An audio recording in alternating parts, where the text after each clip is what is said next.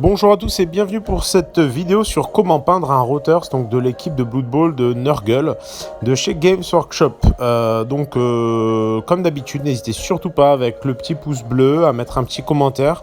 La zone de commentaires est une zone d'échange, donc que vous ayez des questions ou des réponses, n'hésitez pas à les formuler dans les commentaires. Et enfin, n'hésitez pas, si le cœur vous en dit, à venir me soutenir sur Patreon, parce que mine de rien, ça me permet de vivre de ma passion de façon toujours plus sereine. Merci et bon visionnage à tous.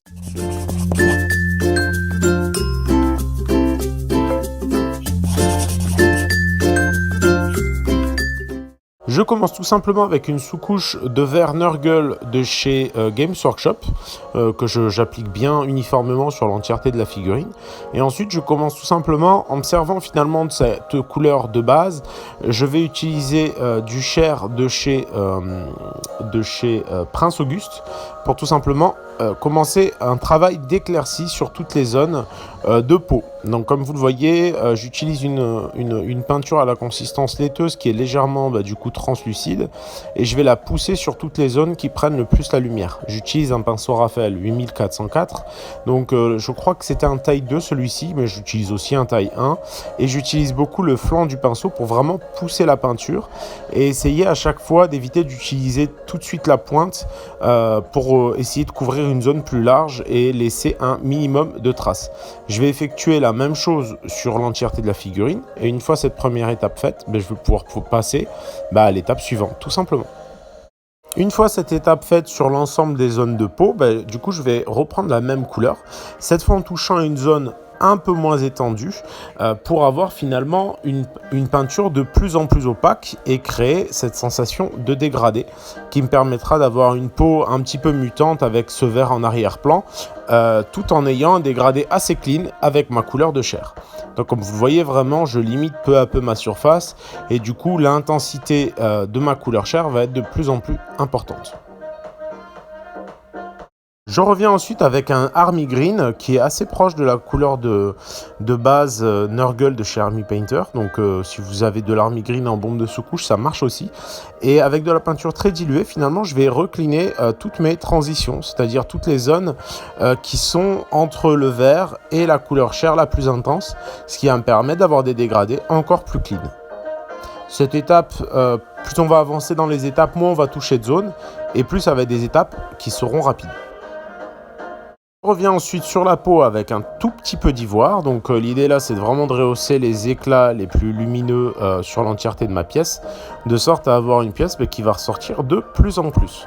Je profite un peu de cette vidéo aussi pour vous annoncer qu'un site Moandart a été créé, va voir le jour bientôt, et sur lequel je vous proposerai en fait tout simplement les vidéos. Il y aura des liens vers ces vidéos là, mais il y aura aussi quelques petites figurines que je sculpte un petit peu pour mon plaisir et que vous pourrez retrouver sur le site directement Moandart. Donc toujours pareil, en limitant au fur et à mesure ma zone de peinture, vous voyez que petit à petit la lumière se fait de plus en plus intense. Je reviens aussi avec un petit peu de pur red pour tout simplement teinter un petit peu les cicatrices, les zones au niveau des yeux, les creux et tout un tas de petites zones pour donner un petit peu plus de volume, de profondeur et de vie à la pièce. Je reviens sur toutes les zones qui me paraissent nécessiter un petit peu de cette couleur chair, donc tout ce qui est creux, tout ce qui est petite scarification, ça permet, comme je disais, vraiment de donner plus de volume à la pièce, tout simplement. Donc après, c'est un peu selon votre bon vouloir, vous pouvez aussi passer des jus un peu plus dilués, quitte à pouvoir doser l'intensité de ce rouge. Je reviens ensuite avec un marron rouge pour baser tout simplement toutes les zones de cuir. Donc ça va être la corde, l'espèce de lanière qui maintient l'épaulette, tout comme les chaussures, tout comme pas mal de petites zones comme cela. Donc en fait ça va me permettre d'avoir un contraste assez fort entre ma peau qui va être claire et les cuirs qui vont être assez sombres. Comme d'habitude, quand je base, j'utilise vraiment le flanc du pinceau et puis rarement, un peu plus rarement, la pointe quand vraiment je veux atteindre des zones assez limitées. Et voilà le résultat une fois ces étapes finies. Ensuite, je vais tout simplement commencer à traiter un petit peu le pantalon, les cuirs, avec un jus de Blue Tone de chez Army Painter pour tout simplement pour que cette encre tombe naturellement dans les creux et que de toute façon mes premières ombres soient un petit peu prédéterminées, prédéfinies. Il faut savoir que j'hésite pas à utiliser ces encres-là quand il s'agit d'écraser certaines zones. Ça permet de faire ressortir la peau. Je vais ensuite baser au Greedy Gold toutes les zones finalement de métaux. Alors j'ai très peu l'habitude d'utiliser du métallique et comme vous allez le voir par la suite, finalement je vais changer un petit peu ma recette. C'est souvent comme ça quand je fais une première figurine en fait pour une armée, une unité ou quoi que ce soit. Souvent la recette change après la première figurine ou durant la première figurine pour toujours aller vers quelque chose de plus efficace. La peinture métallique, faut pas hésiter à assez peu la diluer et vraiment la tapoter parce que quand on la dilue de trop, finalement les pigments perdent un peu leur cohésion et l'effet métallisé est moins percutant. Je reviens ensuite avec une encre Strong Tone sur tous mes métalliques, sur tous les métaux, pour bien les écraser de partout, pour que ça tombe dans l'écran. N'hésitez pas d'ailleurs sur le prochain site, donc mohandart.com ce sera, je proposerai aussi un système de formation, de cours sur lequel vous pourrez vous inscrire pour venir tout simplement apprendre à mes côtés. Donc je vous tiendrai au courant au fur et à mesure de toute façon de l'avancée de ce site. Donc voilà, pour les encres, ça va assez vite la plupart du temps. Ce pas des étapes qui sont très complexes, il faut juste prendre soin de préserver les étapes qu'on a déjà peintes. Je reviens et j'éclaircis avec du ball gun métal. Du coup, en fait, comme c'est ma figurine test, je pense que les prochaines seront directement basées en ball gun métal. Ce sera beaucoup plus simple et efficace. Donc, je pousse vraiment, comme d'habitude, avec mon pinceau sur les zones de lumière en préservant mes zones d'ombre. Je vais faire ça un petit peu sur toutes mes zones qui sont faites en métal. Je reviens ensuite éclaircir au Mithril Silver toutes mes zones de métaux. Comme d'habitude, on limite sa zone de travail au fur et à mesure. On n'hésite pas à se lâcher, à se faire plaisir et surtout à tester des choses. Donc limitez vos zones de travail, même si tout n'est pas parfaitement clean, il sera toujours temps de revenir cleaner par la suite. Et là vraiment, focalisez-vous juste sur le fait de limiter vos zones de peinture pour créer des dégradés qui seront sympathiques.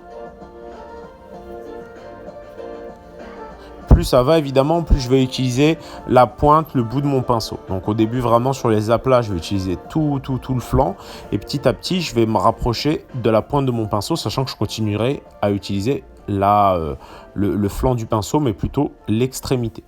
Je reviens ensuite au pigment directement. Ce petit pigment que j'ai trouvé en fait en boutique d'art, tout simplement, que je vais venir tapoter dans toutes mes zones de creux. Légèrement, un pigment, en fait, j'humidifie légèrement le pinceau et je viens tout simplement tapoter ce pigment dans les creux les plus importants. Ça va être une méthode qui va être assez simple et assez rapide pour peindre des métaux oxydés et c'est pour ça que je vais changer sur l'ensemble de la faction. Je vais procéder de la sorte. À titre informatif, il existe une vidéo spéciale Patreon où je montre vraiment toutes les petites étapes sur l'utilisation du pigment, mais globalement vous avez vu l'essentiel. Patreon, c'est une plateforme de soutien aux créatifs. Alors ma page Patreon Mohandart est en anglais, mais c'est pas très compliqué. Ça vous permet de me soutenir tous les mois à hauteur de 2, 5, 10 $ selon vos moyens et vos envies. Je reviens au noir. Je prends un noir aéro pour éclaircir, pour assombrir la pointe de la pique qui sort de l'épaulette. J'utilise ce noir aéro parce qu'il est légèrement brillant et je vais avoir envie et besoin d'avoir cette légère brillance. Je fais des éclaircies à l'orange sur mon pantalon et finalement le pantalon ne me convient pas parce que ça va trop rentrer en contradiction avec la zone de rouille finalement où j'ai un pigment orange très flashy qui me plaît bien.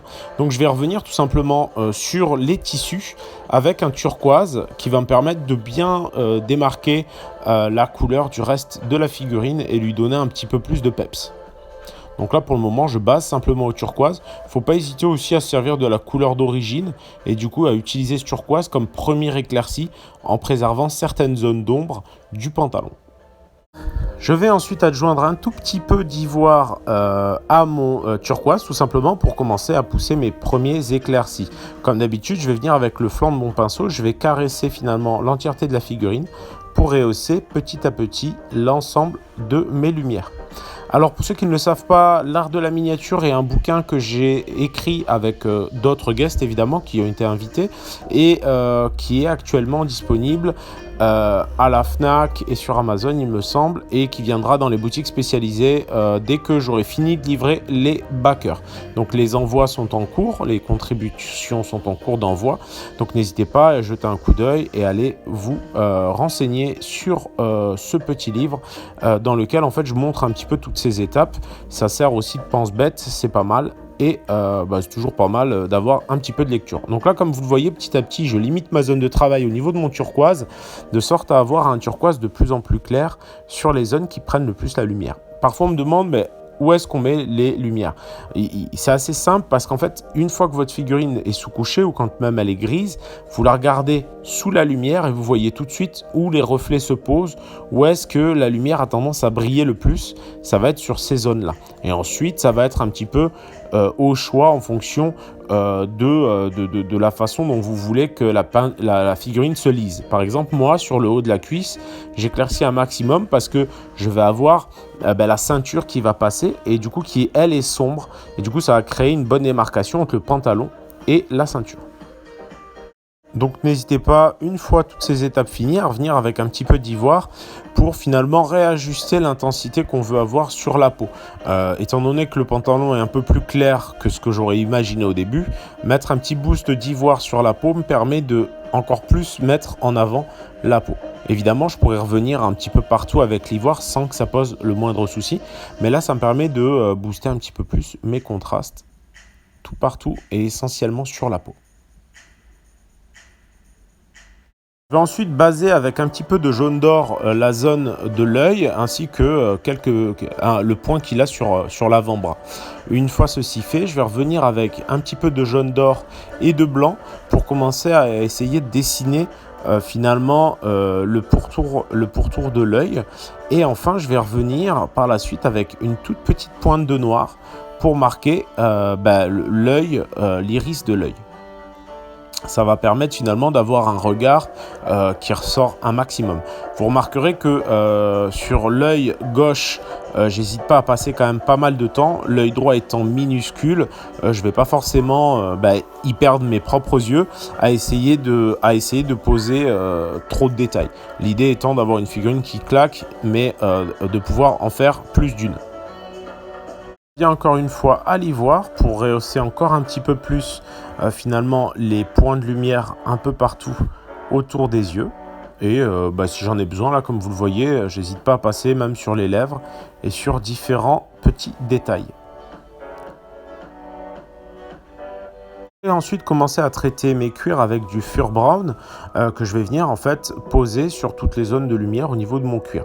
Donc le Fur Brown, c'est une espèce de marron rouge en plus clair, donc c'est vraiment idéal pour éclaircir les couleurs que j'avais précédemment passées.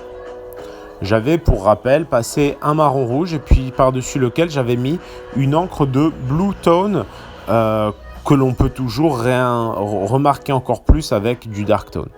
Donc là, ça permet vraiment de poser les premiers éclaircies sur les cuirs.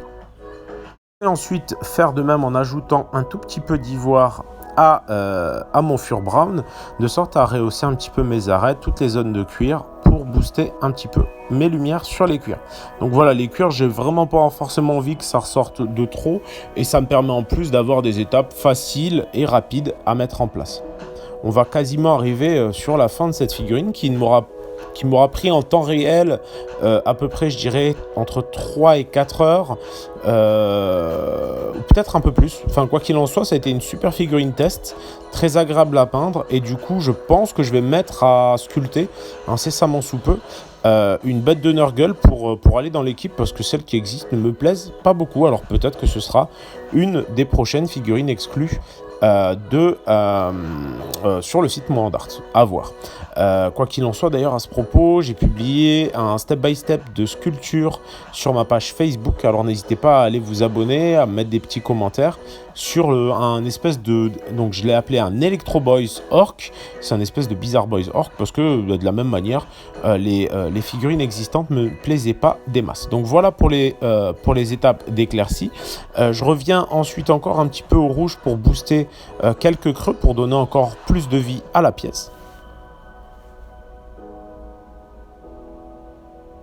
Et voilà ma figurine totalement finie qui va pouvoir rejoindre ma petite équipe de Blood Bowl. J'ai décidé de la socler sur un socle transparent. N'hésitez pas à aller voir, il y en a de dispo normalement sur le site Eden the Game sur lequel actuellement il y a 30% de réduction avec le code hashtag HGF majuscule 30.